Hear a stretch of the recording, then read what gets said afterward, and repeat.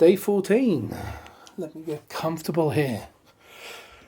Eventually there's going to be a day doing one of these videos where I'm not counting the days, maybe around 100 or so.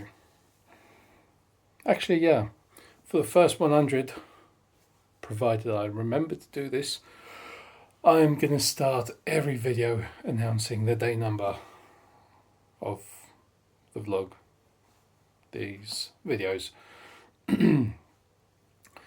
So today, it's still hot. Today I started the day a little different from the previous 13 days. In fact, I haven't really started my day until now. So for the last 13 days, I have been getting up earlier than normal, or earlier than I need to, doing some journaling. Got a notebook there, pen, place how far through I am. So I've yet to do that today. And reading, still on this book. I am over the halfway mark though, which, yeah, it's not bad going. Especially considering yesterday, I don't think I actually read any of it yesterday because I was planning on reading some in the evening, and then before I knew it, it was like 11:30 at night and I was getting tired, and by that point you just can't concentrate on anything. So that didn't happen yesterday. So yeah, same for meditation today. I haven't done any meditation for probably 4 days now, purely because a lot of the times in the mornings, by the time I've done a bit of journaling, bit of reading, time starts getting on. I'm not really sticking to the 10-minute windows as was put forward in the example of Miracle Morning. 10 minutes just seems to fly by so quickly. Like, what's weird is I get up at say 5 o'clock.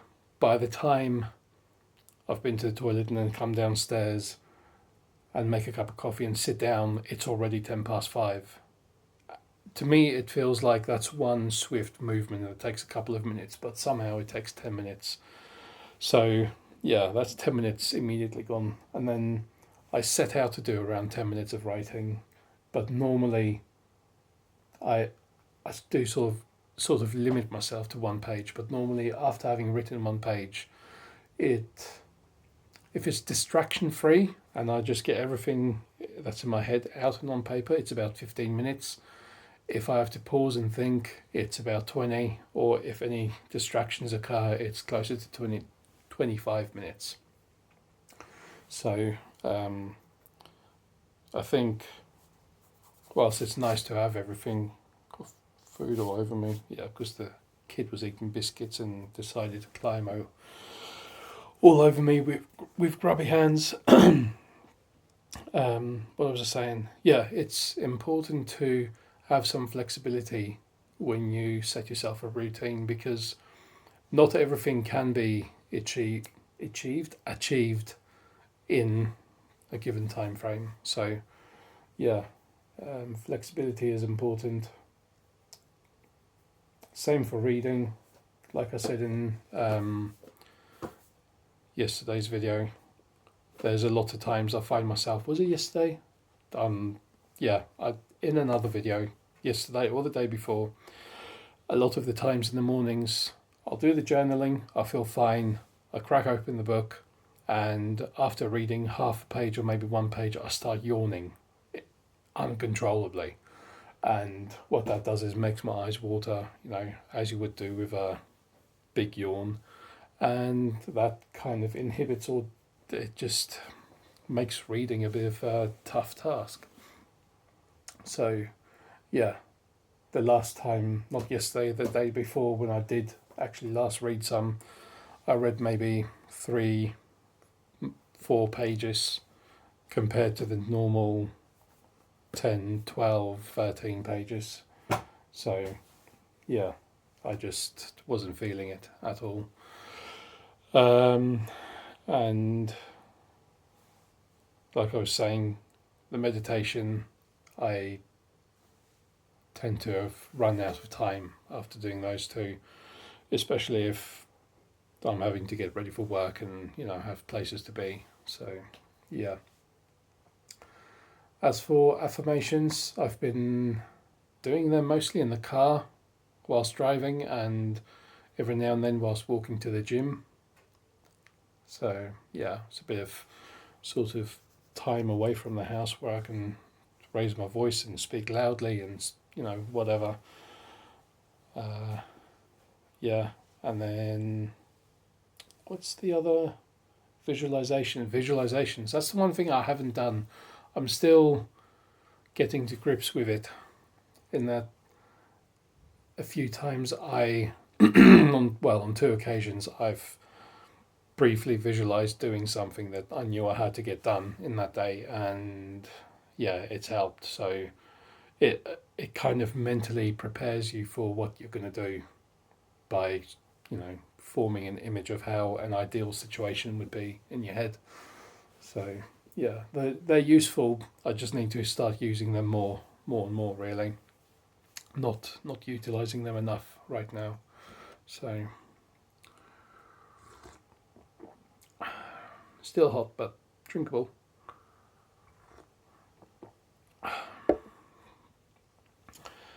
I did have something else to talk about, but I failed to write it down and have since completely forgotten what that topic was. Um,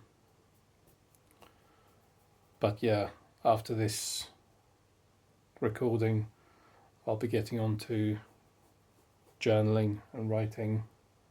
No, journaling is writing, journaling and reading. So reading and writing, writing and reading. Maybe I will do the reading first. Reading, writing, and then the meditation front. Dan Harris made a really good, not really an analogy. He put forward like a very good example, a brief one-liner for what meditation is if you're just beginning.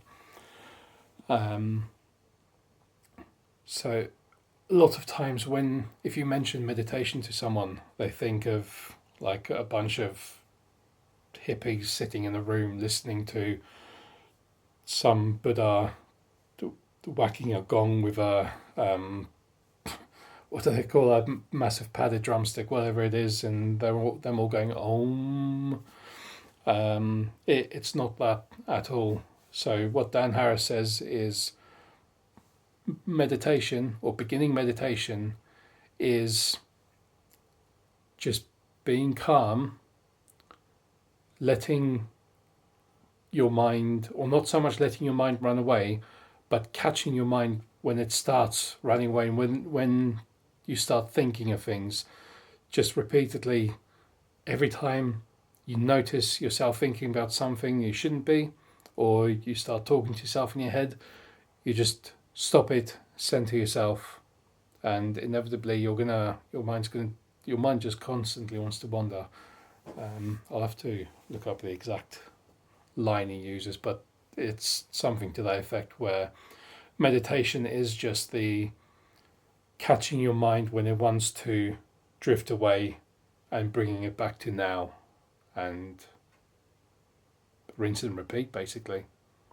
Yeah, he puts it really simply, because like he says in his book, he was a big skeptic of meditation. He'd heard of it, didn't think anything of it, and really didn't think that it was going to help him or improve his life, or at least his mental state. And then he tried it a couple of times, and now he swears by it. So it's crazy how people's perception of things can be changed when you go from knowing a little about something to actually doing it. So, moral of the story is, if you're thinking about doing something, just do it. Like, don't question yourself. Go ahead, take that first step. What's the worst that's going to happen? You're going to have, you know, found out that you're going to at least have found one way not to start or do something. Great. So the next day you try the same thing, but in a different way or from a different angle until something does work and something does stick. So, yeah, don't be afraid. Take the first step.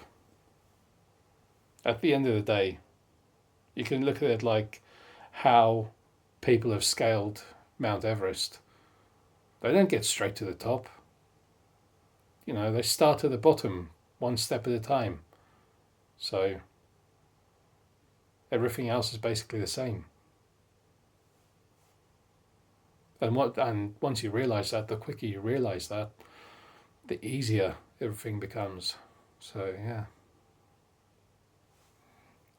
That's enough wisdom for today, and enough of me babbling. I need to go on and get my shit done. I will see you tomorrow. Bye.